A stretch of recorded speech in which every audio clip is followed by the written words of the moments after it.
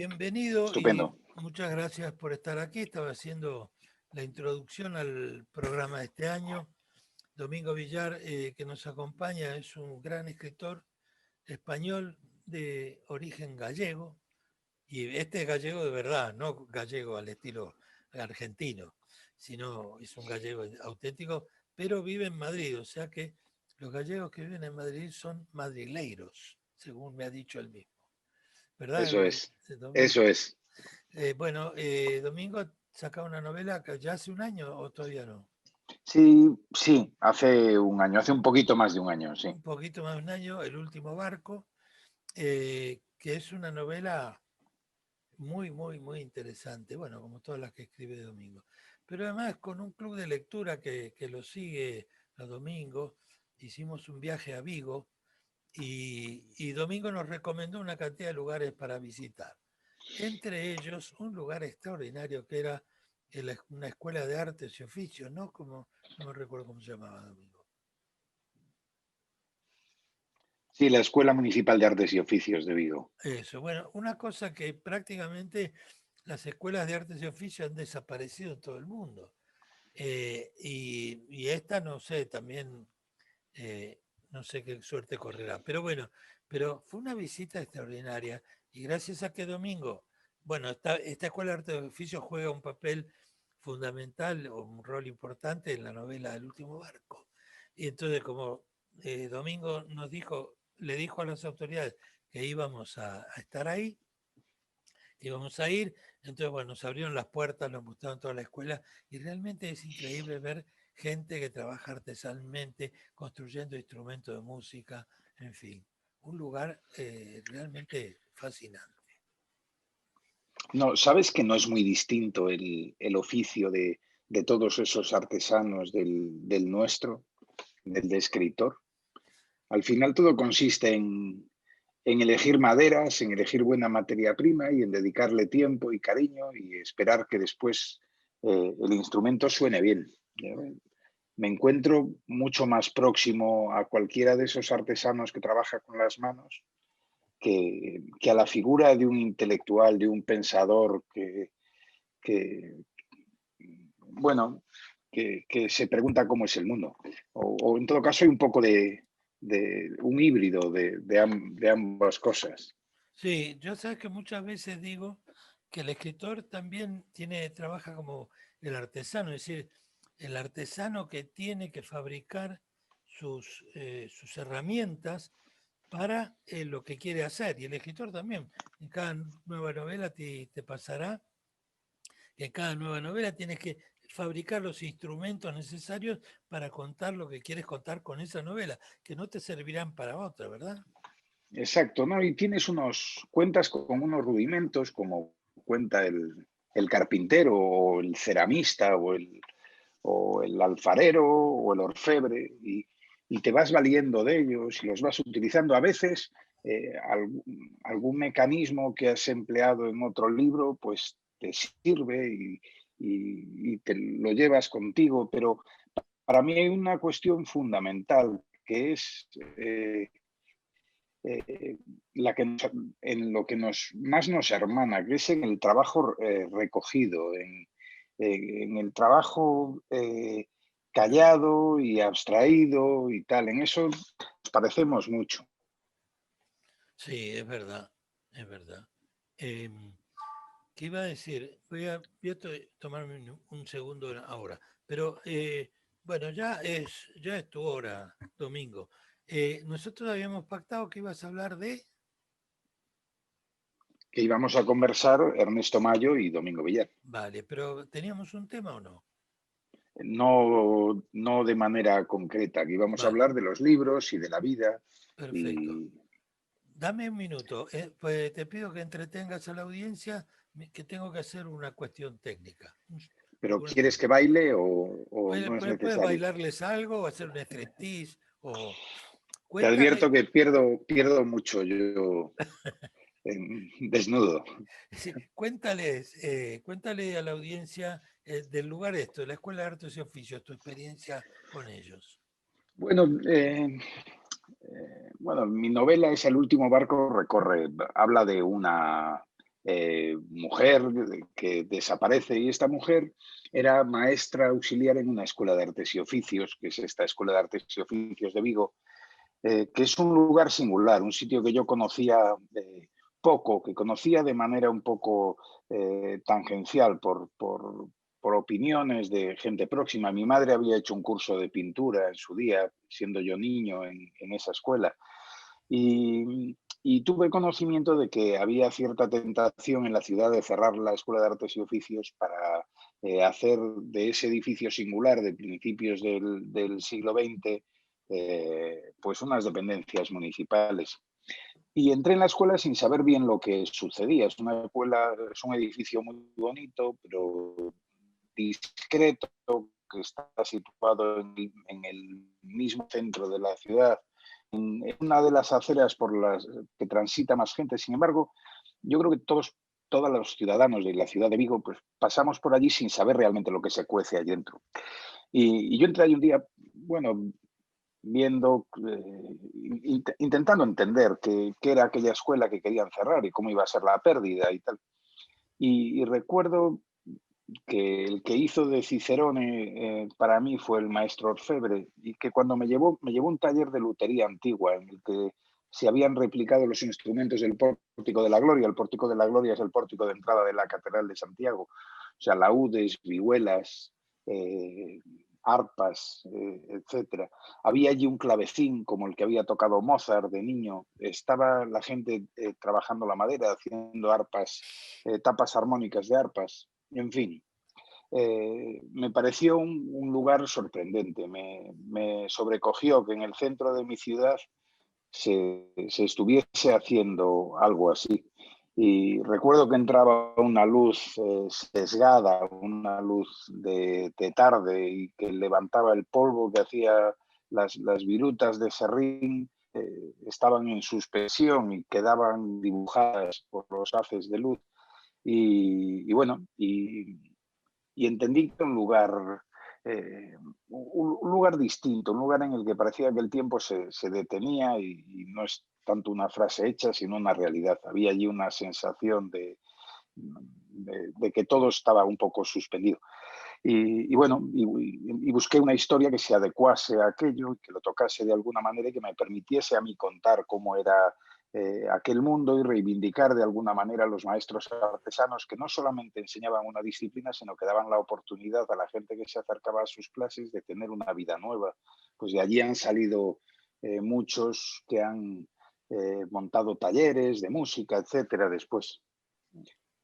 Sí, Ah, bueno, de vez en cuando en la vida te encuentras lugares sobrecogedores, lugares que tienen algo especial y que te arañan por dentro de alguna manera, y que te das cuenta de que ahí hay, además de material humano, que hay algo de material literario, y que es algo que, bueno, donde la emoción se palpa. Y yo creo que la emoción en el hecho artístico pues es la pata fundamental. sí, yo lo que rescato de esa visita a la Escuela de Artes y Oficios de Vigo, era la pasión que tenían las personas que trabajaban ahí, el, el amor que ponían en lo que hacían. Estuvimos viendo un instrumento que estaban construyendo, que es un instrumento musical, ¿cómo se llama? La chanfonia, Es una zanfoña, que es un instrumento de cuerda pulsada, es un instrumento medieval, pero actualizado, que se toca en Galicia, es uno de los instrumentos tradicionales celtas. Bueno, si ustedes ven cómo es que se llama sanfonia. Zanfoña, sí, zanfoña o zanfona. Unos en gallego y otros en castellano, no estoy seguro cuál es Tal zanfoña y cual. cuál es zanfona. Bueno, es un aparato sumamente extraño con una ruedita, pero de cuerda. Bueno, muy extraño, pero tiene un sonido que es como extraordinario, como te transporta, ¿no? Sí, es un sonido hipnótico, es un sostenido en el aire, se mantiene el sonido mucho tiempo. Sí. Eh, sí, y son instrumentos en general de acompañamiento. O sea, de acompañamiento, para acompañar a otros instrumentos o a cantantes o eso. Sí, sí, suele haber grupos de músicos medievales y tal. Es extraño acudir a un recital de zanfoña en el que la zanfoña lleve todo el peso de la música. Suele estar por detrás y suele mantener más la armonía y menos la melodía. Yo Eh, en otro viaje que hice a Galicia, estando creo que sí, en La Coruña, eh, los domingos se hacían en los bares recitales de música, pero los domingos al mediodía. Era una sí, sí, es experiencia muy... habitual tocar música mientras se toman unos vinos, un plato de pulpo o algo Sí. eh, El, en los bares. No es raro, ¿no? es decir, en Galicia la música tiene una importancia muy, muy, muy grande, ¿verdad? Muy grande, como la tiene en Irlanda o como la tiene en todos esos lugares en los que las horas de lluvia son muchas y en los que los entretenimientos se buscan de puertas para adentro. Y además, bueno, es una tierra muy orgullosa de sus raíces y parte, y, bueno, y, y de su cultura, y una parte fundamental de la cultura es la gastronomía y otra es la música. Bueno, Eh, sí, la gastronomía en Galicia, es un en tema. Galicia todas las reuniones se realizan alrededor de una mesa y con viandas varias y en todas se termina cantando, celebrando la vida y la amistad. Iba a decirte, ¿tú te sientes muy gallego? Bueno, profundamente, sí. Sí, Sí. sí. Ser Ahora, gallego es mi forma de estar en el mundo. Tenemos mm, sí, sí, ese aire un poquito triste a veces. Somos gente un poco melancólica y antropológicamente complejos. Somos enormemente descreídos y crédulos a un tiempo. Y bueno, y gente en general muy trabajadora. Claro, la gente que se marchó a la Argentina, pues en general era toda la gente de Galicia que se movía, bueno, que el hambre obligaba a salir, que la necesidad obligaba a salir de en busca de cosas nuevas. Yo, y de, y fíjate, de, y de en mi clase, sobrevivir, ¿no? y de sobrevivir, claro, yo soy del 71, yo salí del colegio en el año 89. Y de los 42 que estábamos en mi clase en aquel año 89, cuando yo salí de allí, había dos rasgos que nos hermanaban a todos. Todos los 42 teníamos a alguien en nuestra familia que había emigrado. En mi casa, pues un Domingo Villar, que se llamaba igual que yo, se marchó a la Argentina, a Mendoza, y todos teníamos a alguien que se había marchado a Argentina o al Uruguay o a México o a Venezuela o a Alemania o a Suiza. Y la otra cuestión que nos hermanaba era que todos teníamos a gente en casa que trabajaba en la mar de alguna manera. Recuerdo que Pepín, que se sentaba a mi lado, tenía su padre que pasaba 6 meses al año en los mares del norte, en Terranova y en el Gran Sol, y volvía a casa en Navidad y se marchaba a los mares del sur. Se marchaba a Namibia o Argentina a faenar y tardaba ese tiempo en volver. En mi casa pues había gente que se dedicaba a hacer botas para botas de plástico que usaban los marineros y tal. Y todos estábamos hermanados por esas dos cosas, por el puente con la emigración, con América y por el mar. Es curioso lo del mar, además, porque eh,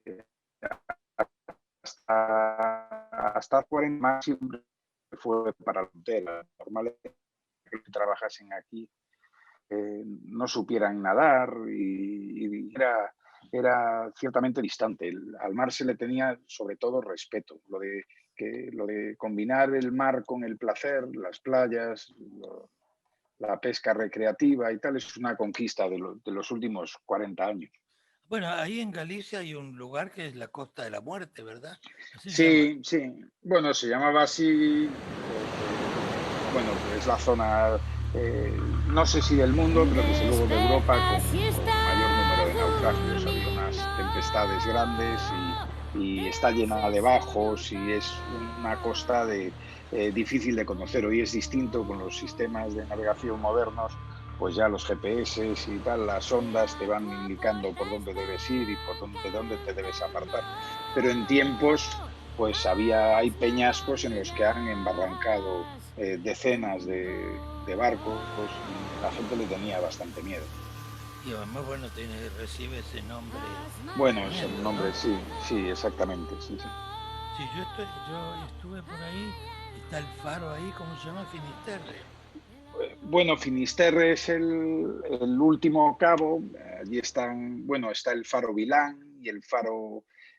Bueno, hay un montón de faros a lo largo de la costa. Los que hay en el sur, en mi zona, son Cabo Silleiro y los faros de la Costa de la Vela, que es otra en la que cuando no había faros, pues en lo alto del Monte del Facho se encendía una antorcha para orientar a los marineros. En fin, es una zona plagada de leyendas y tal. Galicia tiene algo de magia, tanto por la bruma, por el clima, por las creencias, porque es un lugar en el que puedes encontrarte lo más moderno, pero también está llena de atavismos que nos unen a gente que vivió allí mucho tiempo atrás. Bueno, ahí digamos, la vida marinera, la bruma, la lluvia casi permanente, el mar, eh, todo eso es como que crea un ambiente literario muy importante, ¿verdad? Como paisaje. Sí, bueno, yo creo que, por ejemplo, para escribir una novela negra, mucha gente me dice, ¿por qué piensas salir de Vigo, salir de Galicia, salir de esa zona para escribir? No lo hago por varios motivos. Yo vivo en Madrid y escribir para mí es una vuelta a casa y me ofrece la oportunidad de, de regresar a mi tierra y de escuchar las gaviotas y de caminar por los adoquines mojados por la lluvia y me permite estar allí, oler la bajamar como si estuviese en casa. Pero por otro lado es que si uno cerrase los ojos y pensase en el escenario idóneo para escribir una novela, partiendo de que todos los lugares son válidos, pero un sitio en el que hubiese una gran ciudad y que estuviese rodeada de villas pequeñas, que tuviese playas, que tuviese un mar embravecido y lugares de playas más mansas, en el que hubiese ríos, que hubiese una orografía llena de montes, de bosques, islas, que hubiese una frontera cerca, que hubiese un puerto grande por el que pudiese entrar cualquier tipo de mercancía. Eh, en fin, Galicia además tiene más kilómetros de costa que Andalucía, o sea, ser una comunidad mucho más pequeña, que la costa es llena de recovecos. De hecho, por allí entra pues toda la cocaína que viene de Colombia, entra en Europa por Galicia porque está llena de lugares en los que de escondrijos y hay gente que ha convivido durante años con el contrabando. Y si alguien cerrara los ojos, se imaginaría un lugar que es muy parecido a Galicia, que tiene todos los ingredientes para hacer de ella el escenario idóneo para una novela negra. El, ¿Qué pasa con Domingo? ¿Qué pasa con el lenguaje? Porque en Madrid se habla un español bastante distinto que el que se habla en Galicia, ¿verdad? Te lo digo, Sí, te lo bueno, pregunto interesado porque es un tema que yo tengo con ahora desde que vivo en Barcelona, como el paisaje te va modificando también el lenguaje. bueno, desde luego, y el español de Galicia es un español que está trufado bueno, de giros que tienen que ver además con nuestra lengua, con el gallego, y que está un poquito mezclado y se habla, por supuesto, con otro acento, más cantarín, un acento un poco distinto del que se habla en, en Madrid. Es curioso además lo del lenguaje porque a mí me lleva, generalmente el sonido del lenguaje es lo que me hace a mí eh, tener la sensación de que estoy escribiendo bien o no. Generalmente no son los conceptos los que me llevan a pensar que un texto vale o no vale, sino la cadencia. Y yo escribo, como sabes, Ernesto, escribo los textos en gallego y en castellano, voy escribiendo capítulo a capítulo, voy traduciéndome. Bueno, de a poco, como decís en Argentina. Y, y lectura en voz alta, por ejemplo, en gallego me hace tener bueno, la fantasía de que está mejor de lo que realmente. Yo creo que gallego con el portugués de algunas zonas de Brasil, con italiano, pues, romances que tienen curso y te crean haciéndolo bien, y de que el ritmo que has encontrado merece la pena y que te va a permitir seguir adelante y te va a permitir seguir escribiendo y tal. Y siempre he tenido un vínculo raro con el idioma, porque necesito leer en voz alta todo lo que voy escribiendo. Necesito leérselo a alguien. Además, mientras vivió mi padre era el penitente al que le leía lo que iba escribiendo. Él me decía, joder, Domingo, no estoy en antecedentes, no sé bien esto. Y yo le decía, joder, papá, te he leído durante 4 meses y ahora me dices que no estás en antecedentes. Pero bueno, así era nuestra relación. Bueno, fue, fue un tema muy, muy importante, un golpe duro para ti, la muerte de tu padre, ¿verdad? Literariamente hablando, además. Sí, sí, literariamente también. Me cogió con una novela terminada, que era este barco, una novela que se llamaba y me encontré cuando estaba corrigiendo el manuscrito en un lugar emocional distinto del que estaba el libro. Y avisé a las editoriales de que debíamos volver las nueces al cesto y que tenía que empezar a corregir, y de que había algunas cosas con las que no me encontraba a gusto. Y cuando llevaba un par de meses avisé y le dije, mira, prefiero retirar el libro y deshacerlo escrito y volver a empezar otra vez. Y escribir el libro de otra manera, hacerlo sobre un parapeto construido a través de relaciones paternofiliales. Tenía coña además, porque mi padre hacía vino, todo lo hizo tarde. Se murió tarde también, se murió casi nonagenario, pero nos tuvo tarde, cuando la edad ya le llegaba para ser abuelo, y empezó a hacer vino también cuando, bueno, pasados los 60 años, encontró su vocación. Y el padre de mi policía, de Leo Caldas, hace vino también. A mí me encantaba ese mundo. Me gustaba siempre más la viticultura que la vinicultura. Siempre me gustó más el campo que la bodega. Y mi padre me tenía prohibido matar al padre de Caldas. Me decía, oye, no lo mates. Yo le decía, papá, que no eres tú. Es un personaje literario que es el padre del inspector. Y él me decía, da igual, no lo mates. Total, que sigo por fidelidad manteniéndolo vivo, más o menos. Te voy a hacer algunos comentarios que vienen por a través del chat. Pablo Testa, que es un seguidor fiel de Buenos Aires Negra, dice que bueno eso del mar. En Argentina sigue siendo un trabajo, pero que ha desaparecido de la literatura después de mitad del siglo XX. Recuerdo a Lobodón Garra y sus relatos. Yo no tengo la más mínima idea quién fue o quién es Lobodón Garra, pero qué buen nombre para un escritor. Sí, para un escritor y para un personaje. Sí. Sí, sí. Sí. Es curioso que en Galicia se coma tanto pescado que viene de Argentina y que en Argentina apenas se coma pescado. Una Sí, cosa que siempre me sorprendió cuando fui por allí.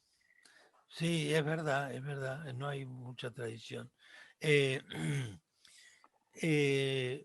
Elsa Osorio, como una amiga. Te saludo, Domingo, y yo también gallega, pero más por elección que por origen, aunque mi familia vino de Ribadeo. ¿Dónde te podemos leer? Dice. Bueno, mis libros están en Siruela, en la versión primera en castellano, y después están en Random House Mondadori, en De Bolsillo se llama la colección que hay después, que yo creo que desde luego se ha distribuido en América, en México desde luego, y no estoy seguro en Argentina, Uruguay, Chile si se ha distribuido o no. Ribadeo es un sitio bien bonito. Ribadeo está en la frontera, es el último pueblo de Galicia antes de llegar a Asturias, y es un lugar singular en el que hay mucha casa de gente que hizo dinero al volver de América, y que se hizo unas casas con mucho pozo, con arabescos y unas casas así un poco singulares y que ahí se mantienen. Y además es un lugar del que salió, es un pueblo muy pequeño del que salió mucha gente prominente, mucha, digo, no se sabe por qué, pero la gente de Ribadeo tenía mucha materia gris, debía tener más neuronas que los de los pueblos vecinos, pues salía gente muy brillante de allí. Ah, mira tú. Sí, yo estaba pensando en estos días en el tema este de paisaje y literatura, ¿no? De cómo distintos paisajes, es decir, no hay un paisaje que no sea válido para un trabajo literario, pero cómo distintos paisajes producen distintas literaturas, ¿no? Y, Sí, y el mar es un paisaje también literario. Hay bueno, extraordinarias novelas del mar, bueno, la historia de la literatura, ¿no? bueno, desde luego. O sea, yo colecciono dos libros desde hace muchos años. Uno es El Halcón Maltés de Dashiell Hammett y el otro es La Isla del Tesoro de Robert Louis Stevenson, Sí. que yo sé que durante mucho tiempo fue considerado literatura menor, pero a mí me sigue pareciendo literatura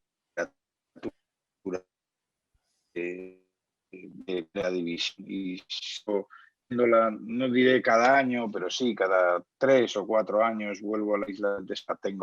Bueno, la tengo más y en un montón de ediciones distintas y sigo enamorándome sobre todo del canalla más delicioso de la historia de la literatura que para mí es Long John Silver, que es aquel pirata cojo con su loro, con el capitán Flint, que traiciona a la tripulación, bueno, traiciona a todo el mundo, incluso se traiciona a sí mismo.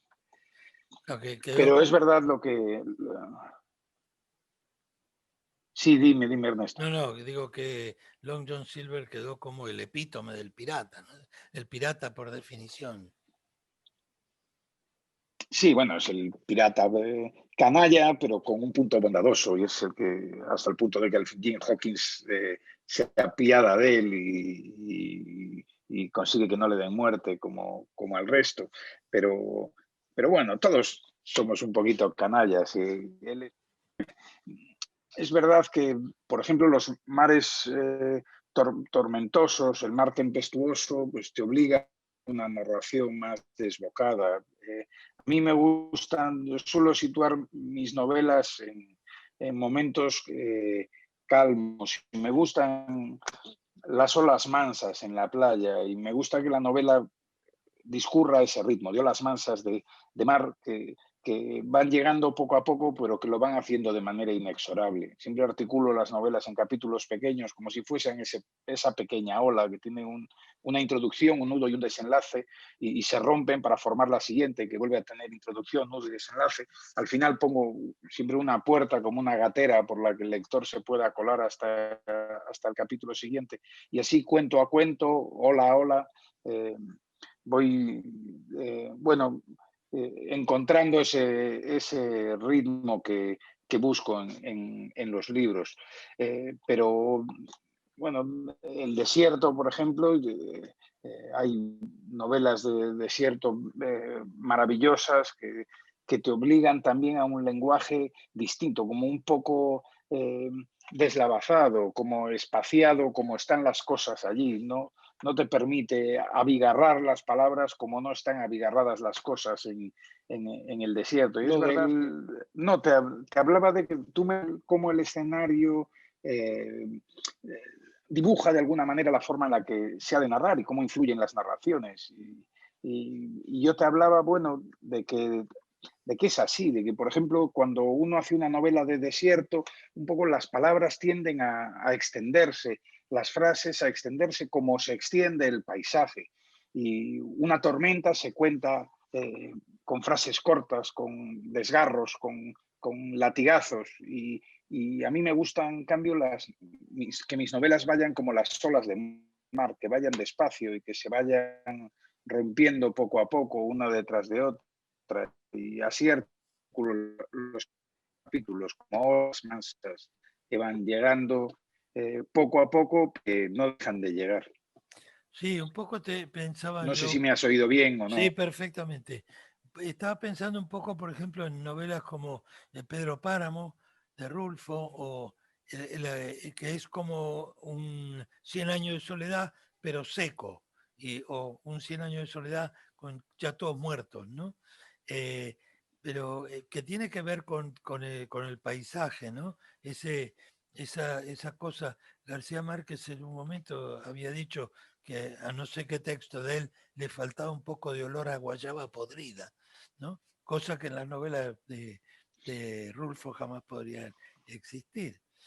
Y así como, digamos, como yo creo que esta vinculación del escritor con la tierra o con el medio en el que vive o con el mar o con la montaña o lo que fuera, es muy determinante de la literatura que produce. Cuanto más estrecha es esa vinculación, probablemente mejor es el resultado literario. ¿Qué te parece?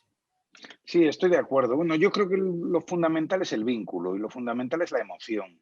Y lo fundamental es sentir el lugar, sentirlo por dentro y ser capaz de sacarle lo que tiene de casi de humano para transformar el territorio y transformar el paisaje en un personaje más, en una presencia que está de manera constante sobrevolando el libro. Y para eso lo que es necesario es yo creo que el vínculo del autor. Yo siempre he creído que fundamental en la literatura, bueno, como en la pintura o en la música, es la emoción. Y no se me ocurre otra manera de emocionar a un lector que escribir emocionado. Y para eso, pues el vínculo con el escenario tiene que ser grande. Claro, y es que había alguno que teorizaba que el segundo plano es lo más importante, que si el segundo plano está bien planteado, es verosímil y funciona, en el primero uno puede poner prácticamente lo que quiera. Sí, sí, es verdad. Sucede en las películas también. Tú puedes tener un diálogo maravilloso, pero con un decorado de cartón piedra que se ve que es de cartón piedra, queda deslucido y da la sensación de que todo es falso y todo queda muy desdibujado. Y necesitas un poco de atmósfera, necesitas eh, envolver para, para intentar que todo tenga algo de verdad. Al final es lo que es dar pátinas de verdad a lo que en realidad solamente son letras negro sobre blanco. Así es. Bueno, acaba de unirse al encuentro Hola, ¿qué tal? Guillermo Martínez. Eh, no sé si lo conoces personalmente, creo que no, Domingo, Sí, ¿verdad? nos conocimos Ah, sí. en Guadalajara, España, y después nos vimos en Guadalajara, México, si no recuerdo mal. Ah, es verdad, ¿cómo estás, Domingo? Muy bien, ¿Todo bien? encantado de verte. Todo muy bien. Igualmente, igualmente. Bueno, estamos hablando, Guillermo, bienvenido al Buenos Aires Negra virtual. Estamos conversando con Domingo sobre la influencia del paisaje en la literatura. ¿Qué iba a decir? Domingo, estás más que bienvenido a quedarte y disfrutar No, de la charla. lo voy a seguir por YouTube Vale, y os dejo vale. A que ver, sigáis la conversación. bueno, Guillermo, un Gracias, gusto encantado, encantado de haberte visto otra y vez, aunque sea a lo lejos. igualmente y encantado de participar en este Buenos Aires Negro tan especial que dedicáis a Kino, lo que me hace, bueno, me hace muy feliz estar yo también aquí. vale, perfecto. Muchas gracias, Domingo. Seguimos en contacto Gracias. y un abrazo grande. Gracias por estar. Otro.